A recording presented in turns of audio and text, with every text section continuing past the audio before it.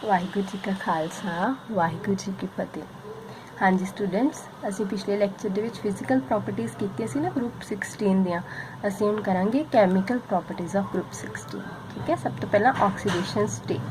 बेटा ग्रुप 16 ਦੇ ਜਿਹੜੇ ਮੈਂਬਰਸ ਆ ਉਹ ਆਕਸੀਡੇਸ਼ਨ ਸਟੇਟ ਦੀ ਜਿਹੜੀ ਰੇਂਜ ਆ ਕਿੰਨੀ ਸ਼ੋ ਕਰਦੇ -2 ਤੋਂ ਲੈ ਕੇ +6 ਤੱਕ।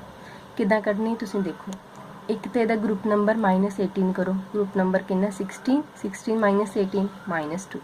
ग्रुप नंबर -10 करो, 16 -10 +6। ठीक है, दो तरह दी जड़ियाँ दो रेंज है। ठीक है, ये मिनीमम है ऑक्सीडेशन स्टेट, ये मैक्सीमम है +6। क्लीयर है। उस तो बाद बेटा कॉन्फिगरेशन होंगी NS2 NP4, 2 इलैक्ट्रॉन गेन करनगे तो NS2 NP6 ऑक्टेट कंप्लीट हो जाएगा। जिवें ऑक्सीजन है 2 इलैक्ट्रॉन लैंदा है, O2 नैगेटिव बन जाता है। सल्फर जिहड़ा अपने 6 इलैक्ट्रॉन लूज कर सकता है, बट ऑक्सीजन नहीं कर सकता क्योंकि मोस्ट इलैक्ट्रोनैगेटिव एटम है, ये गेन एलीमेंट है, ये गेन करेगा। ठीक है, अपने ग्रुप के विच स्टेबिलिटी ऑफ ऑक्सीडेशन स्टेट +-2। हाँ जी, ऑक्सीजन किहड़ियां स्टेट्स शो करदा बेटा -2 -1 0 2। O2 नैगेटिव तुसी बड़ी बारी है ना पढ़िया सुनिया बड़े कंपाउंड्स दे विच बड़े मॉलीक्यूल्स दे विच इन्हूं बोलदे हैं ऑक्साइड। ते जदों मान लो O ते O सिंगल बॉन्ड नाल जुड़े हुए है, दोनों ते एक चार्ज है नैगेटिव, इन्हूं आपां की लिख सकते हैं O2 2 नैगेटिव। ठीक है, इन्हूं बोलना पैरोक्साइड। जदों O2 ते इको नैगेटिव होवे ते एक ऑक्सीजन कोल कितना होएगा, दोवां ते एक नैगेटिव, एक कोल -1 होएगा, इन्हूं बोलना सुपर ऑक्साइड। ठीक है, O2 नैगेटिव नूं ऑक्साइड, O2 2 नैगेटिव नूं पैरोक्साइड, O2 नैगेटिव नूं सुपर ऑक्साइड। ते जिहड़ा सिंपल O2 पिया ओहदी की होएगी 0 ऑक्सीडेशन स्टेट। ते जे O पॉजिटिव 2 आ वो सिर्फ ते सिर्फ एक कंपाउंड है बेटा, CBSE च क्वेश्चन आ भी चुका होया है। वो सिर्फ एक कंपाउंड है OF2 जिहदे च फ्लोरीन ज़्यादा इलैक्ट्रोनैगेटिव है ऑक्सीजन नालों, ते इहदे विच ऑक्सीजन दी जिहड़ी ऑक्सीडेशन स्टेट है that is +2। Clear. F is most electronegative, it can take oxygen to a positive oxidation state. Okay, then बेटा सल्फर सिलेनियम टेल्यूरियम ये +4 तो +6 भी शो कर दे। ऑक्सीजन पता लग गया -2 -1 0 +2। सल्फर सिलेनियम टेल्यूरियम ये भी शो कर सकते +4 तो +6। ठीक है, डाउन द ग्रुप देखो इलैक्ट्रोनैगेटिविटी घटती है, सानू पता। Stability of negative oxidation state भी घटेगी, इस करके वो पॉजिटिव ऑक्सीडेशन स्टेट शो कर सकते हैं। और कंपाउंड्स किदां दे बनाउंदे आ SF6 SF4 SO3 SO2 only with fluorine ते ऑक्सीजन दे नाल ही सल्फर +4 ਜਾਂ +6 शो करेगा, because fluorine and oxygen are more electronegative than sulphur itself. Clear है बेटा। नैक्सट है बेटा topic anomalous behaviour of oxygen. उस ਆਪਾਂ ਕੀਤਾ ਸੀ एनोमलस बिहेवियर ऑफ नाइट्रोजन। हाँ जी, साइज ऑफ ऑक्सीजन की है बहुत छोटा एज कंपेयर टू बाकी ग्रुप एलीमेंट्स तो। ऑक्सीजन की है वेरी इलैक्ट्रोनैगेटिव भी है। ठीक है, और ये को डी ऑर्बिटल्स नहीं होंगे। इदा के कुछ रीजनस आ जिदे करके ऑक्सीजन एक वखरी तरह का बिहेवियर शो करता है बाकी ग्रुप के जिहड़ा ग्रुप 16 है उहदे बाकी एलीमेंट्स के नाल। क्वेश्चन है बेटा H2O is a liquid where as H2S is a gas, why? Molar mass H2S का ज़्यादा है, बट क्यों ये गैस क्यों है तो ये लिक्विड क्यों है? क्योंकि वाटर दे विच की हुंदी है हाइड्रोजन बॉन्डिंग +1 च कीता होया, जबकि H2S दे विच की हुंदी है डाइपोल इंटरैक्शनस हुंदियां वीकर हुंदियां। हाइड्रोजन बॉन्डिंग स्ट्रॉन्ग बॉन्डिंग हुंदी जिहदे करके लिक्विड एग्जिस्ट करता है वाटर। ठीक है, नेक्स्ट है बेटा thermal stability of water is more than HSY। इधर भी यही कहा जाना क्योंकि वाटर के जोड़े मॉलीक्यूल्स आ वो हाइड्रोजन बॉन्डिंग नाल जुड़े हुए होंगे आ, जबकि H2S के मॉलीक्यूल्स डाइपोल इंटरैक्शनस के नाल जुड़े होंगे आ। इत्थे ज़्यादा एनर्जी चाहिए आ बॉन्ड नूं ब्रेक करन दे लई। दो वाटर है ना, किन्ने सारे वाटर मॉलीक्यूल्स आ, उन्हां दे विच आपस च किहड़ी बॉन्डिंग हाइड्रोजन बॉन्डिंग, उन्होंने असीं ब्रेक करना।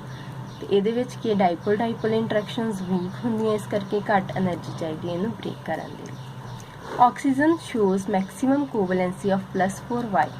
ऑक्सीजन है 2s2 2p4, ये डी ऑर्बिटल नहीं होंगे। ठीक है, जबकि सल्फर है उहदे च डी ऑर्बिटल 2D नहीं ना हुंदा, बस इहदे च 3D हुंदा, एम्प्टी हुंदा 3D ऑर्बिटल। इस करके अपना एक्सपैंड कर सकदा ऑक्टेट, एक्साइटेड स्टेट च पहुंच सकदा ते कोवैलेंसी 6 जिहड़ी आ शो कर सकदा। कोवैलेंसी मतलब नंबर ऑफ बॉन्ड्स, जिवें H2SO4 दे विच सल्फ्यूरिक एसिड दे विच 6 बॉन्ड शो करदा है। SF6 but OF6 does not, Y? ये बेटा तुसी खुद करना है, आंसर ਇਹਦਾ सेम डी ऑर्बिटल ते बेसिस ते है, ठीक है, ये खुद करना तुसी क्वेश्चन। प्रैक्टिकली मैक्सिमम कोवैलेंसी जिहड़ी ऑक्सीजन, थ्योरैटिकली आपां कह दिंदे 4 आएगी, इन्नी आएगी, बट प्रैक्टिकली जिहड़ी 2 ही हुंदी है, 2 बॉन्ड ही बनांदा स्टेबल है, जिथे ऑक्सीजन स्टेबल होवे। नैक्सट है topic reactivity with halogens. Halogen नाल रिएक्ट करके ये वाले ग्रुप के मैंबर EX2, EX4, EX6 वर्गे कंपाउंड बनाते हैं, where E is group 16 element and X is halogen. जिवें dihalide, tetrahalide, hexahalide. Dihalide OF2 बेटा कहते अगे क्वेश्चन है एग्जिस्ट करता, बट OCl2 क्यों नहीं एग्जिस्ट करता? क्योंकि देखो F जिहड़ा मोर इलैक्ट्रोनैगेटिव दैन ऑक्सीजन, इस करके ऑक्सीजन पॉजिटिव ऑक्सीडेशन स्टेट च इहनूं लै सकदा, ठीक है। बट क्लोरीन जिहड़ा ऑक्सीजन तो ज़्यादा इलैक्ट्रोनैगेटिव नहीं है, घट है, इस करके नहीं लै सकदा। और फ्लोरीन की है स्मॉल इन साइज़, ऑक्सीजन भी की है स्मॉल इन साइज़, जबकि क्लोरीन की है bigger than oxygen. Oxygen 2 chlorine atoms नूं होल्ड करके नहीं रख सकदा, ठीक है, क्लीयर। नैक्सट बेटा tetrahalide, hexahalide. Stability of halides की असीं गल करते हैं। Generally hexahalides are less stable than tetrahalide. क्यों? क्योंकि हेक्सा मतलब 6 हैलोजन एटम लगे होंगे, वो स्टैरिक हिंड्रेंस क्रिएट करनगे। स्टैरिक हिंड्रेंस का मतलब भीड़ जी हो जाएगी, है ना। टैट्रा मतलब 4, जिवें HCl6, SI6, SBr6 तो एग्जिस्ट ही नहीं करते, क्योंकि ये आ जिहड़े हैलोजन्स लगे हुए इन्हां दा साइज़ वड्डा है। जिहड़ा SF6 है ना, ये फ्लोरीन लगा होया हैलोजन, इहदा साइज छोटा तो ये अकोमोडेट कर लैंदा sulphur. Halogens are bigger in size, they cannot be accommodated on one sulphur atom, ठीक है, इस करके एग्जिस्ट नहीं करते आवर। Among hexahalides only hexafluorides exist, why? मैं आंसर दस चुकी हाँ पहला, इन्हूं तुसी खुद अपनी वर्डिंग दे विच हुण लिखना है। नैक्सट है question SF6 is exceptionally stable, why? SF6 जानू कह देंगे आ why SF6 is kinetically inert. Inert क्यों नहीं रिएक्ट करता? SF6 is very symmetric in nature, इसकी ऑक्टाहेड्रल स्ट्रक्चर होंगी है। इथों तुसी Z कड्डोगे, Z तो तुसी हाइब्रिडाइजेशन कड्डोगे, ठीक है, Z कढ़ के हाइब्रिडाइजेशन कढ़ के इसकी शेप दसोगे। ये सिमेट्रिक होंदा है, इट इज़ स्टैरिकली प्रोटैक्टेड, सारे फ्लोरीन सल्फर नूं प्रोटैक्ट करते हैं, कोई एक्सटर्नल एजेंट सल्फर ते अटैक नहीं कर सकता, इस करके एक्सैप्शनली स्टेबल है। SF4 स्ट्रक्चर, SF4 दे विच की है, पहला तुसीं हाइब्रिडाइजेशन कढ़नी जिवें +1 च कढ़दे सी। Z5 आ गया, इस 4 बॉन्ड पेयर है क्योंकि 4 सराउंडिंग एटम्स आ। एक की है लोन पेयर, लोन पेयर किहड़ी पोजीशन ते हुंदा? इक्वेटोरियल पोजीशन ते, एक्सियल ते नहीं हुंदा। Hide the lone pair and find out the shape of this SF4, की आएगी सीसॉ शेप, ठीक है, ये वाली स्ट्रक्चर आएगी, क्लियर है। बट ज्योमेट्री के लिए यदि trigonal bipyramidal according to SP3D। SF4 is easily hydrolyzed whereas SF6 does not undergo hydrolysis, by? SF6 ਦੇ ਵਿੱਚ ਵੇਖੋ बेटा 6 फ्लोरीन एटम्स ਦਾ सल्फर ਦੇ ਦੁਆਲੇ स्टैरिकली हिंडर्ड है, वाटर मॉलिक्यूल किधरों दी जाएगा, किधरों दी अटैक करेगा, एंट्री नहीं कर सकता SF6 मॉलिक्यूल, इस करके कैनेटिकली स्टेबल ते इनर्ट।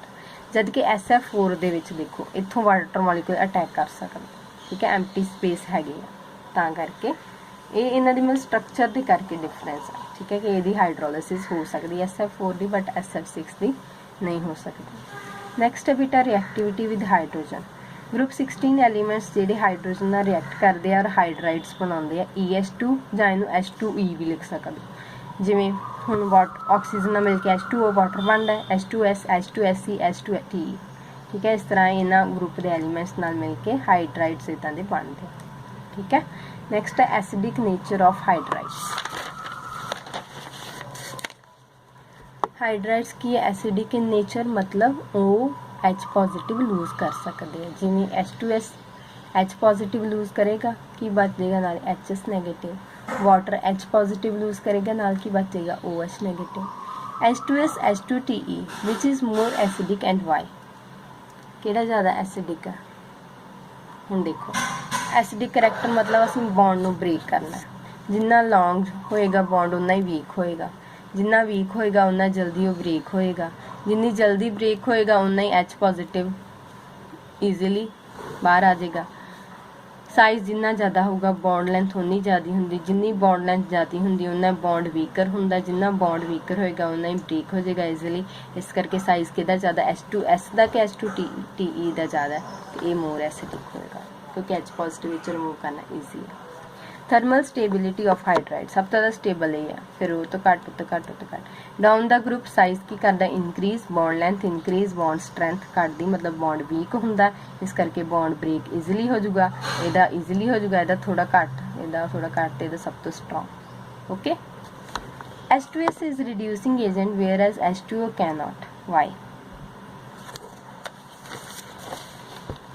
H2S ਇਹਦਾ ਰਿਡਿਊਸਿੰਗ ਏਜੰਟ ਮਤਲਬ ਉਹਦੀ ਆਪਣੀ ਆਕਸੀਡੇਸ਼ਨ ਹੋ ਜਾਏਗੀ, ਇਹਦਾ ਮਤਲਬ ਕਿ H2S ਜਿਹੜੀ ਉਹਦੀ ਅੰਡਰਗੋ ਉਹਦੀ ਹੋ ਜਾਏਗੀ ਆਕਸੀਡੇਸ਼ਨ, ਬਟ H2O ਉਹਦੀ ਆਕਸੀਡੇਸ਼ਨ ਨਹੀਂ ਹੋਊਗੀ। H2O ਬੇਟਾ ਕੀ ਹੈ? H2O 'ਚ ਆਕਸੀਜਨ ਦੀ ਕਿੰਨੀ ਸਟੇਟ ਹੈ -2 ਤੇ ਆਕਸੀਜਨ ਬੜਾ ਹੀ ਇਹਦੀ ਪਿਆਰੀ ਅਫਿਨਿਟੀ ਹੈ ਇਹਦੀ -2 ਆਕਸੀਡੇਸ਼ਨ ਸਟੇਟ ਵੱਲ। ਆਕਸੀਜਨ ਕੀ ਹੁੰਦਾ ਮੋਰ ਇਲੈਕਟ੍ਰੋਨੈਗੇਟਿਵ, ਆਕਸੀਜਨ ਹੈ ਜਿਸ ਕਰਕੇ ਕੋਈ ਟੈਂਡੈਂਸੀ ਨਹੀਂ ਹੈ ਕਿ ਇਹਦੀ ਆਕਸੀਡੇਸ਼ਨ ਹੋ ਜਾਏ ਕਿਉਂਕਿ ਬਹੁਤ ਇਲੈਕਟ੍ਰੋਨੈਗੇਟਿਵ ਹੈ, ਇਸ ਕਰਕੇ ਆਕਸੀਜਨ ਐਕਟ ਨਹੀਂ ਕਰ ਸਕਦਾ ਰਿਡਿਊਸਿੰਗ ਏਜੰਟ ਦੇ ਨਾਲ। But in case of H2S ਦੇ ਵਿੱਚ ਸਲਫਰ ਦੀ ਆਕਸੀਡੇਸ਼ਨ ਸਟੇਟ ਕਿੰਨੀ ਹੈ -2, ਨਾਟ ਮੱਚ ਇਲੈਕਟ੍ਰੋਨੈਗੇਟਿਵ ਹੁੰਦਾ, ਸਲਫਰ ਘੱਟ ਇਲੈਕਟ੍ਰੋਨੈਗੇਟਿਵ ਹੁੰਦਾ ਐਜ਼ ਕੰਪੇਅਰ ਟੂ ਆਕਸੀਜਨ, ਇਸ ਕਰਕੇ ਇਹਦੀ ਟੈਂਡੈਂਸੀ ਹੈਗੀ ਕਿ ਇਹਦੀ ਆਕਸੀਡੇਸ਼ਨ ਹੋ ਜਾਏ ਤੇ ਇਹ ਰਿਡਿਊਸਿੰਗ ਏਜੰਟ ਵਾਂਗੂ ਐਕਟ ਕਰ ਸਕਦਾ। ਨੈਕਸਟ ਕੁਐਸਚਨ ਹੈ out of H2S and H2TE which has more reducing power? more reducing power मतलब more tendency to undergo oxidation। Sulphur more electronegative ਆ, TE ਇਹਨਾਂ ਦੋਵਾਂ 'ਚ ਦੇਖੀਏ ਸਲਫਰ ਜ਼ਿਆਦਾ ਇਲੈਕਟ੍ਰੋਨੈਗੇਟਿਵ ਆ ਨਾ, ਠੀਕ ਹੈ, ਤੇ ਜਿਹੜਾ ਜ਼ਿਆਦਾ ਇਲੈਕਟ੍ਰੋਨੈਗੇਟਿਵ ਆ ਉਹਦੀ ਘੱਟ ਆਕਸੀਡੇਸ਼ਨ ਹੋਏਗੀ, ਜਿਹੜਾ ਲੈਸ ਇਲੈਕਟ੍ਰੋਨੈਗੇਟਿਵ ਆ ਉਹ ਘੱਟ ਹੋਏਗਾ ਸਟੇਬਲ -2 'ਚ, ਉਹਦੀ ਕੀ ਹੋਏਗੀ ਫਿਰ ਜ਼ਿਆਦਾ ਆਕਸੀਡੇਸ਼ਨ ਹੋ ਜਾਏਗੀ ਤੇ ਉਹ ਬੈਟਰ ਰਿਡਿਊਸਿੰਗ ਏਜੰਟ ਹੋਊਗਾ। ਇਟ ਮੀਨਸ H2TE ਜਿਹੜਾ ਇਹਦੀ ਮੋਰ ਰਿਡਿਊਸਿੰਗ ਪਾਵਰ ਹੈ, ਠੀਕ ਹੈ। ਨੈਕਸਟ ਹੈ ਰਿਐਕਟਿਵਿਟੀ ਵਿਦ ਆਕਸੀਜਨ। EO2 ਤੇ EO3 ਤਰ੍ਹਾਂ ਦੇ ਆਕਸਾਈਡ ਬਣਾਉਂਦੇ ਆ, ਠੀਕ ਹੈ। ਆਕਸੀਜਨ ਸਾਨੂੰ ਪਤਾ O2 ਤੇ O3 ਦੀ ਫਾਰਮ ਓਜ਼ੋਨ ਦੀ ਫਾਰਮ 'ਚ ਗੈਸੀਅਸ ਫਾਰਮ 'ਚ ਐਗਜ਼ਿਸਟ ਕਰਦੀ ਹੈ। ਹੁਣ O3 SO2 SO3 SeO2 ਇੱਦਾਂ ਦੇ ਆਕਸਾਈਡਸ ਜਿਹੜੇ ਆ ਉਹ ਬਣਦੇ ਟ੍ਰਾਈਆਕਸਾਈਡ ਡਾਈਆਕਸਾਈਡ, ਠੀਕ ਹੈ। ਆ ਸਾਰੇ ਬੇਟਾ ਗੈਸੀਅਸ ਆ, O3 SO2 SO3 ਗੈਸੀਅਸ ਆ, SeO2 ਸੋਲਿਡ ਆ। ਕਿਉਂ? ਬਿਕੋਜ਼ ਡਾਊਨ ਦਾ ਗਰੁੱਪ ਕੀ ਹੁੰਦਾ ਸਾਈਜ਼ ਇਨਕਰੀਜ਼ ਕਰਦਾ, ਜਿਵੇਂ ਸਾਈਜ਼ ਇਨਕਰੀਜ਼ ਕਰਦਾ ਮਾਸ ਇਨਕਰੀਜ਼ ਕਰਦਾ, ਮਾਸ ਇਨਕਰੀਜ਼ ਕਰੂਗਾ ਤੇ ਵੰਡਰਵਾਲ ਫੋਰਸਿਸ ਇਨਕਰੀਜ਼ ਕਰਨਗੀਆਂ, ਇਸ ਕਰਕੇ ਕੀ ਵੰਡਰਵਾਲ ਫੋਰਸ ਇਨਕਰੀਜ਼ ਕਰਗੀ ਤੇ ਸੋਲਿਡ 'ਚ ਐਗਜ਼ਿਸਟ ਕਰਦਾ। SeO2 is reducing while TeO2 is oxidizing. Why? SeO2 good reducing agent ਆ, it wants to undergo oxidation। ਇਹੀ ਮਤਲਬ ਹੋਇਆ ਨਾ ਕੁਐਸਚਨ ਦਾ ਮਤਲਬ ਹੀ ਲਿਖ ਰਹੀ ਹਾਂ ਜੀ। TeO2 oxidizing agent ਹੈ, it means it wants to undergo reduction। ਇਹਨਾਂ ਪਤਾ ਲੱਗ ਗਿਆ। ਹੁਣ ਬੇਟਾ ਕੀ ਰੀਜ਼ਨ ਹੈ? ਇਹ ਰੀਜ਼ਨ ਹੈ ਇਨਰਟ ਪੇਅਰ ਇਫੈਕਟ। ਇਨਰਟ ਪੇਅਰ ਇਫੈਕਟ ਕੀ ਕਹਿੰਦਾ? stability of maximum oxidation state decreases down the group, decrease कर दी है down the group and that of minimum oxidation state increases down the group. हम देखो SeO2 TeO2 दोनों oxidation state Fe selenium ते tellurium दी कितनी है +4 ਇਹਦੀ ਟੈਂਡੈਂਸੀ ਟੂ ਅੰਡਰਗੋ ਆਕਸੀਡੇਸ਼ਨ, ਇਹਦੀ ਜ਼ਿਆਦਾ ਟੈਂਡੈਂਸੀ ਟੂ ਅੰਡਰਗੋ ਰਿਡਕਸ਼ਨ ਹੈ, ਠੀਕ ਹੈ। ਕਿਉਂਕਿ ਆਪਾਂ ਕੀ ਕਿਹਾ ਇਨਰਟ ਪੇਅਰ ਇਫੈਕਟ ਵਿੱਚ ਕਿ ਜਿਉਂ-ਜਿਉਂ ਅਸੀਂ ਡਾਊਨ ਦਾ ਗਰੁੱਪ ਟੈਲੂਰੀਅਮ ਬਾਅਦ 'ਚ ਹੁੰਦਾ ਨਾ ਸਿਲੇਨੀਅਮ ਤੋਂ, ਜਿਉਂ-ਜਿਉਂ ਅਸੀਂ ਡਾਊਨ ਦਾ ਗਰੁੱਪ ਜਾਂਦੇ ਹਾਂ ਤੇ ਕੀ ਹੁੰਦਾ ਜਿਹੜੀ ਮੈਕਸਿਮਮ ਆਕਸੀਡੇਸ਼ਨ ਸਟੇਟ ਉਹਦੀ ਸਟੇਬਿਲਿਟੀ ਘਟਦੀ ਹੈ। ਮੈਕਸਿਮਮ ਕਿੰਨੀ ਆ +4 +6 ਇੰਨੀ ਕਿ +6 ਹੈ, ਠੀਕ ਹੈ। ਤੇ ਇਹਦੀ ਆਕਸੀਡੇਸ਼ਨ ਨਹੀਂ ਹੋਊਗੀ, ਜਿਹੜਾ ਆਪਣੇ ਕੋਲ TeO2 ਆ ਇਹਦੀ ਆਕਸੀਡੇਸ਼ਨ ਨਹੀਂ ਹੋਊਗੀ, ਇਹਦੀ ਰਿਡਕਸ਼ਨ ਹੋਊਗੀ ਕਿਉਂਕਿ ਗਰੁੱਪ 'ਚ ਥੱਲੇ, ਬਟ ਇਹਦੀ ਆਕਸੀਡੇਸ਼ਨ ਹੋ ਸਕਦੀ ਕਿਉਂਕਿ ਉੱਪਰ ਹੈ, ਠੀਕ ਹੈ। ਇਹਦੀ ਜਿਹੜੀ ਸਟੇਬਿਲਿਟੀ ਆ +6 ਵਿੱਚ ਹੋ ਸਕਦੀ ਹੈ ਸ਼ੋ, ਠੀਕ ਹੈ। ਨੈਕਸਟ ਹੈ EO2 ਤੇ EO3, SO2 SO3 SeO2 TeO2। ਹਾਂਜੀ ਇਹਦੇ ਵਿੱਚ ਬੇਟਾ ਦੇਖੋ ਇਹ ਆਕਸਾਈਡਸ ਆ, ਇਹ ਐਸਿਡਿਕ ਆ। ਕਿਉਂ ਐਸਿਡਿਕ ਆ?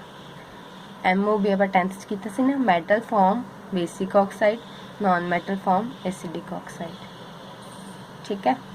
ਸਲਫਰ ਵੀ ਨਾਨ ਮੈਟਲ ਹੈ, ਸਿਲੇਨੀਅਮ ਟੈਲੂਰੀਅਮ ਚਾਹੇ ਕਿ ਮੈਟਾਲੋਇਡਸ ਆ ਬਟ ਫਿਰ ਵੀ ਉਹਨਾਂ ਕੋਲ ਮੈਟੈਲਿਕ ਕਰੈਕਟਰ ਘੱਟ ਹੈ as compare to non metallic character. Non metal ਜਿਹੜੇ ਐਸਿਡਿਕ ਆਕਸਾਈਡ ਬਣਾਉਂਦੇ ਆ, ਇਸ ਕਰਕੇ ਸਾਰੇ ਕੀ ਹੈ, ਇਹ ਆਕਸਾਈਡਸ ਕੀ ਹੈ, ਐਸਿਡਿਕ।